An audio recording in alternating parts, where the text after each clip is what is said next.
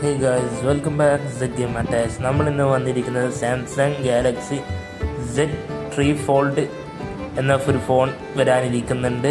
ലോകത്തിലെ രണ്ടാമത്തെ dual folding ഫോണാണെന്നാണ് ഈ കമ്പനി അവകാശപ്പെടുന്നത്.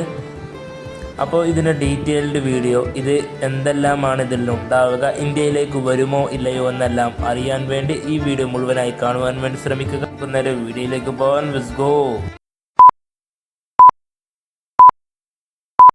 സാംസങ് ഗാലക്സി Z3 ഫോൾഡ് എന്ന ഫോണിനെ കുറിച്ച് ഞാൻ പറഞ്ഞു. രണ്ടാമത്തെ ലോകത്തിലെ ഡുവൽ ഫോൾഡിംഗ് ഫോണാണെന്ന്. അപ്പോൾ ഇതിൽ ഒന്നാമത്തെ ലോകത്തെ ഡുവൽ ഫോൾഡിംഗ് ഫോണായി വരുന്നത് ഹുവായി മെറ്റ XT എന്ന ഫോണാണ്. ഇത് വിപണിയിൽ എത്തിക്കഴിഞ്ഞിരുന്ന ഫോണാണ്.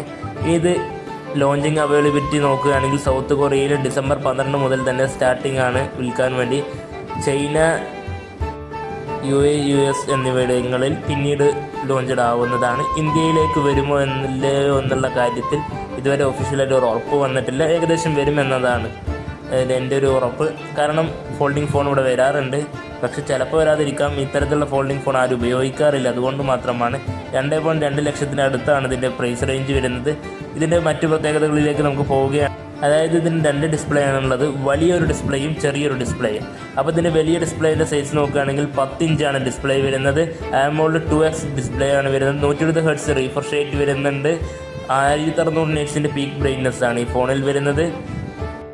ഔട്ടർ കവർ ഡിസ്പ്ലേ, രണ്ടാമത്തെ ഡിസ്പ്ലേയുടെ സൈസ് നോക്കുകയാണെങ്കിൽ 6.5 ഇഞ്ചിൻ്റെ ഫുൾ HD+ ഡിസ്പ്ലേ ആണ് വരുന്നത്. ഗൊറില്ല ഗ്ലാസ് സെറാമിക് 2 പ്രൊട്ടക്ഷനാണ് വരുന്നത്. ഇനി നമുക്കിതിൻ്റെ പ്രൊസസ്സറിലേക്ക് പോവുകയാണെങ്കിൽ സ്നാപ്ഡ്രാഗൺ 884 ഗാലക്സി എന്നാണ് കൊടുത്തിരിക്കുന്നത്. അതായത് സ്നാപ്ഡ്രാഗൺ 888 ചിപ്സെറ്റും ഗാലക്സി ചിപ്സെറ്റും, അതായത് എക്സിനോക്സിൻ്റെ ഏതെങ്കിലും ചിപ്സെറ്റും വരാൻ സാധ്യതയുണ്ട്. 16 GB Ram plus 1 TB storage ആണ് വരുന്നത്. ആൻഡ്രോയിഡ് 16 ബേസ്ഡ് ആയിട്ടാണ് ഇത് അവിടെ എല്ലാം ലോഞ്ചഡ് ആവുന്നത്. ഇന്ത്യയിലേക്ക് വരുമ്പോൾ മാറാൻ സാധ്യതയുണ്ട്.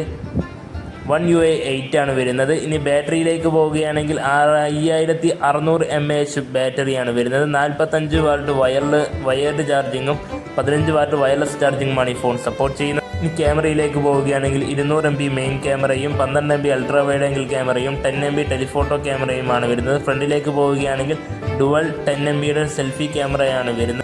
ഇത് മെയിൻ ഡിസ്പ്ലേയിലെ ക്യാമറയാണ് പറയുന്നത്. ഈ ഫോണിന് ഒരുപാട് കുഴപ്പങ്ങളും നല്ല വശങ്ങളുമുണ്ട്. അതെല്ലാം ഉൾപ്പെടുത്തി ഡീറ്റെയിൽഡ് വീഡിയോ വേണമെന്ന് താല്പര്യമുള്ളവർ കമൻറ്റിൽ രേഖപ്പെടുത്തുക. ഈ വീഡിയോ ഇഷ്ടപ്പെട്ടാൽ ലൈക്ക് ചെയ്യുക, ഷെയർ ചെയ്യുക, സബ്സ്ക്രൈബ് ചെയ്യുക. ഇത്തരത്തിലുള്ള ഇൻഫോർമാറ്റീവ് വീഡിയോകളുമായി കാണുന്നവരേക്കും ബൈ. സെറ്റ് ഗെയിം അറ്റാച്ച് സൈനിങ് ഓഫ്.